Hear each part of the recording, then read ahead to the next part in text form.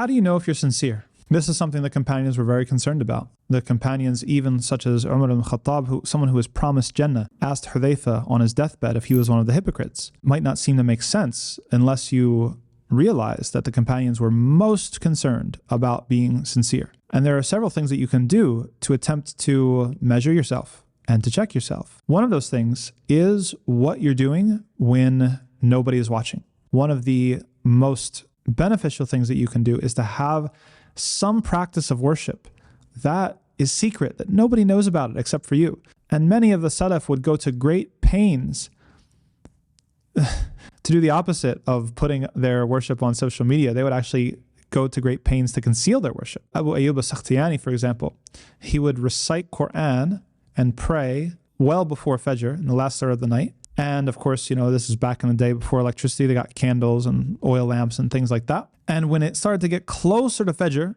he would blow it out and cover it, and he'd lay down and put the blankets over him and allow his family to come and wake him up for Fajr. He was already awake, but he had that practice that was just a secret between himself and Allah. And I've met other scholars that have done things like fasted, and they've stayed out of the house, and their wives or their families were not aware that they were fasting, or giving money in charity, or various things. Whatever it is, it doesn't have to be amazing, it doesn't have to be grandiose, but you can pick one thing and make sure it's only for Allah subhanahu wa ta'ala. Nobody else sees it. And inshallah, that will have a higher sincerity. The other way, or another thing that you should be considerate of, is how do you react to praise and criticism. You should not be happy with praise. You should be afraid when you're praised.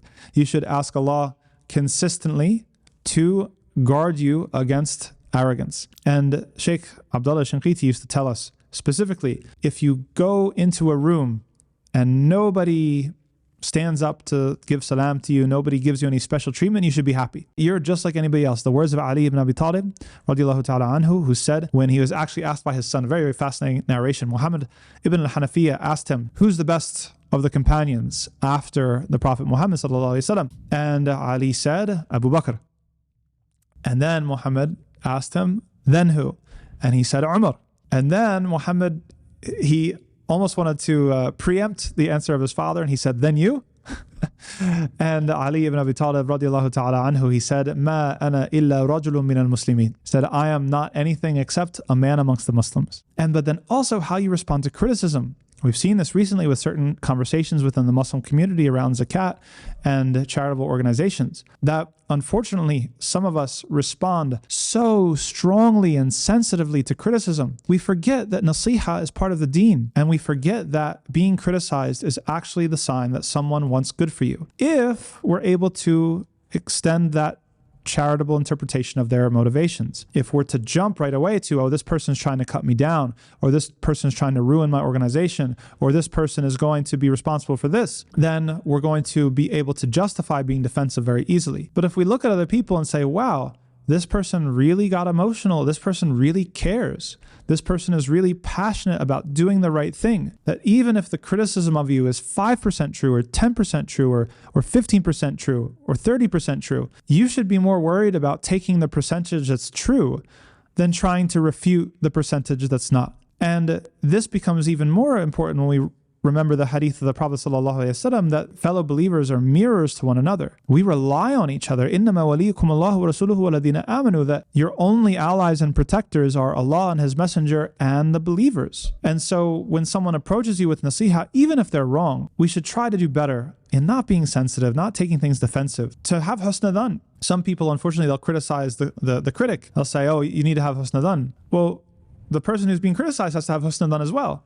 That this person is passionate about something, they've seen something. Maybe even if they're misinformed, inshallah, they mean well. And if the shoe fits, wear it. That's the best I can say. Some of the ulama, they have said, if someone criticizes me or says something bad about me, then if it's correct, may Allah reward that person from saving me from error.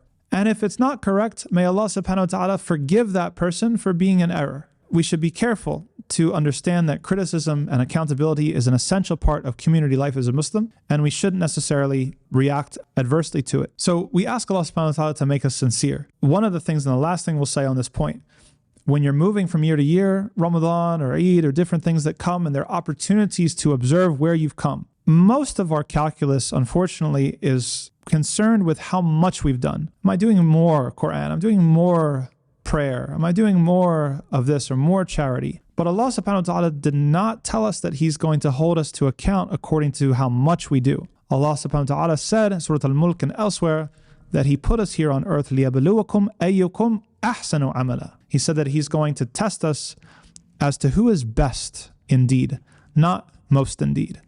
And to be best indeed, we have to be the most sincere.